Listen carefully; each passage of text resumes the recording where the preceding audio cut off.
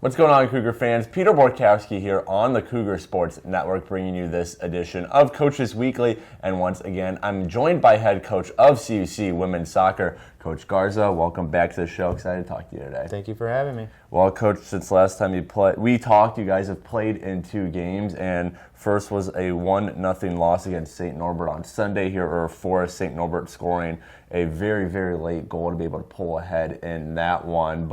And we kind of talked about it last week, just this team being able to get over that last-minute hump, 0-0 late game, being able to find that late goal.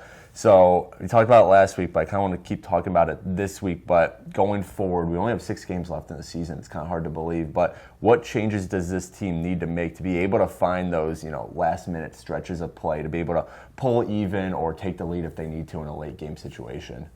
Yeah, I mean, specifically with the St. Norbert's game, I believe we just need to capitalize on the opportunities that we did have. Mm-hmm. So when you're in a tight game like that, I think we controlled the game. We had good opportunities, and we didn't finish them. Right. Offsides, calls, shots not on target. And then when a team gets an opportunity like a corner kick late in the game, and we lose a mark, or it's a good delivery, mm-hmm. it comes down to chance. So mm-hmm. It was unfortunate that we lost it the way we did. Again, I felt we were the better team, but I think we just continue to doing what we have been doing, because mm-hmm. eventually it's going to bounce in our favor, and right. We're going to start to see the results that we want, which are the wins. But I mean, I think we're showing up and playing in those games, so that's right. where I'm content with the performance. Right. And then this past Wednesday, you guys hosted Marion. It was a 2-1 win for the Sabres. The Cougars getting a goal out of Hannah Bowers, who we can talk about in a minute. But just, we've kind of noticed that you've been experimenting with your starting lineup a little bit. You're willing to put out different names there every single game. So can you just kind of talk about that? Is that kind of a scheme-to-scheme fit? Is it just seeing what different players got? But, I mean, you see a lot of coaches, they find their starting lineup, they stick with it throughout the season, but you seem willing to be able to experiment a little, throw some different names in there.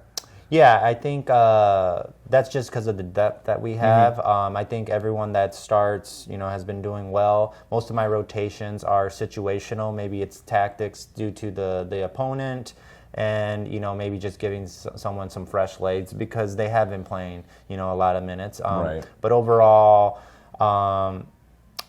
I see that as one of our strengths, so I want to continue to utilize that mm-hmm. a little bit more, because, as season goes on, I gain trust and confidence in more players, and the best way to share that or show that is by giving them opportunities on the field. Right. And then I mentioned Hannah Bauer scoring the goal in that Marion game. It was her first goal of the season, and just because of the nature of her playing a lot of defense, she doesn't get, some of the stats and recognition that other players might get. But as a senior player in this roster, she's kind of one of the bedrocks you seem to build around, just in terms of her playing a lot of minutes, just her leadership and all that. So can you maybe talk about Hannah Bowers a little bit and her getting rewarded with that first goal of the year on Wednesday? Yeah, I mean, Hannah has been playing great all season. Defenders, naturally, even if you look at our record and, goals against, you would think our defense is not doing well, which in all honesty, I think our defense is one of our strongest mm-hmm. Lines on the field. Right. And Hannah is one that, has been starting since the beginning of season, and, she's very consistent. I know what I'm going to get out of her, and she's taken initiative on herself to,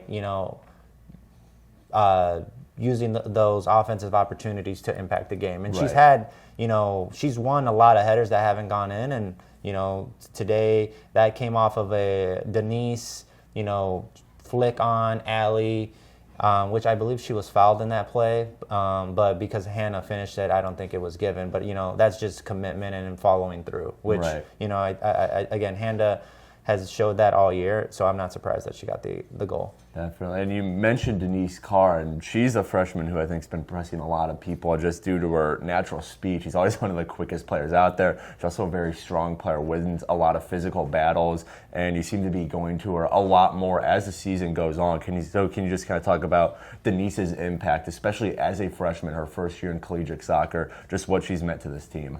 Yeah, Denise has a high ceiling this year alone. The select minutes that she's received, due to injury, she's nursing an injury. Has every time she goes in, she creates an opportunity. Right. Which long term wise, the more minutes she's on, the likely that she'll create more opportunities. But yeah, I mean, she's someone that I see has a bright future, is already making a big impact with us right now. Right now is just helping her, get acclimated to the level, gaining her confidence, and then, having her finish those opportunities in front of goal. Right.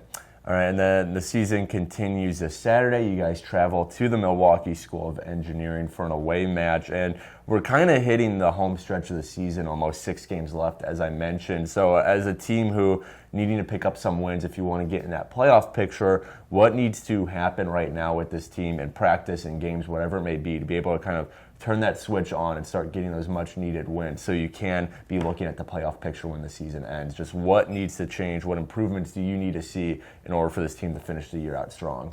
Yeah, I mean, since the Wisconsin-Luther, although we lost that game, I think our performances, the games after that, we've really been showing up. So I think the switch has been switched on. So we're playing our best soccer at the best time. The goal is for starting this weekend is to leave an away venue with points, whether it's a tie or finding a way to win. So what I've been telling the teams, like, we're going to these places.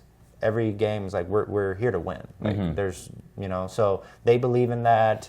I'm confident in my team that they can show up, and the goal is to just give our best efforts and give ourselves an opportunity to win. Definitely.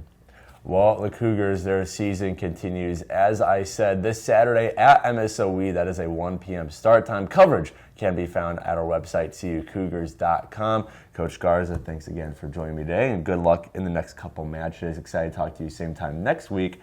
But until then, this is Peter Borkowski signing off of the Cougar Sports Network and wanting to say, as always, go Cougars.